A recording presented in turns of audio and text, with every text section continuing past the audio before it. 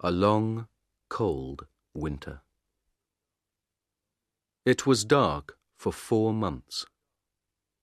Outside the wooden house at Framheim, it was often -60 degrees centigrade.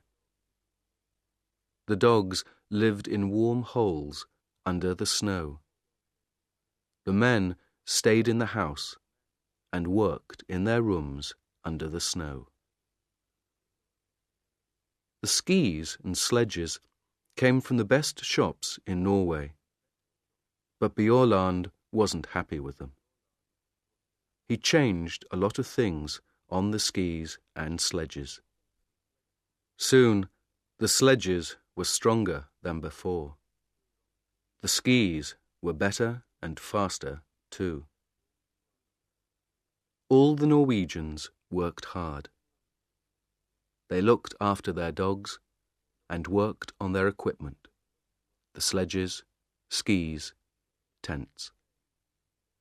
Every day they thought about their journey to the pole and talked about it. And every day Amundsen thought about Scott.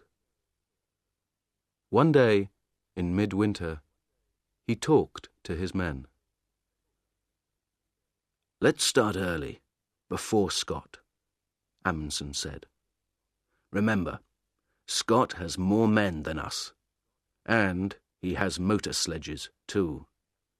Perhaps they can go faster than us." Bjaaland laughed.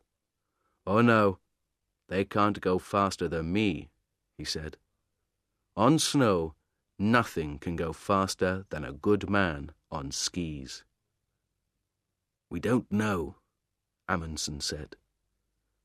"You're the best skier in Norway, but you get tired, and dogs get tired too. Motor sledges don't get tired.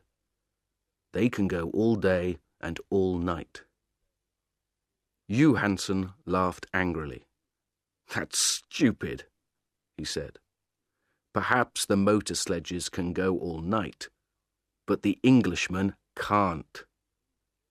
"The English can't win, Roald. They don't understand snow, but we do. And they're too slow." "Perhaps," Amundsen said, "but I want to win this race. So we're going to start early. Do you understand?" It was quiet and warm inside Framheim. Bjaaland looked at Amundsen and thought about the long, cold journey in front of him. He thought about the dogs in their holes under the snow and listened to the wind over the house. "When, Roald?" he said quietly.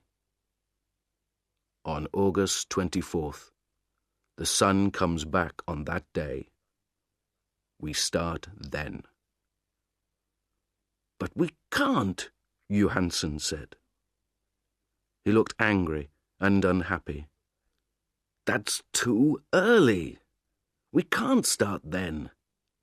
It's dangerous and stupid." Amundsen looked at Johansen coldly. "You're wrong, Johansen," he said. "We want to win, remember? So we start on August 24th. Bjaaland listened to the winter wind outside. In Scott's camp at Cape Evans, no one talked about Amundsen, and no one worked hard. They had good food, and they played football on the snow. They wrote a newspaper, the South Polar Times, and read books. No one learnt to ski, no one worked on the motor sledges. Twice, men went for long journeys across the snow. They walked and pulled the sledges themselves. Oates stayed at Cape Evans and looked after his ponies.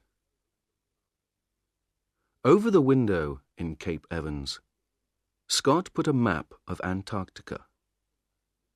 With a pen, he made a line from Cape Evans to the South Pole, and he put a little British flag at the pole. Under the map, Scott wrote the day for the start of their journey.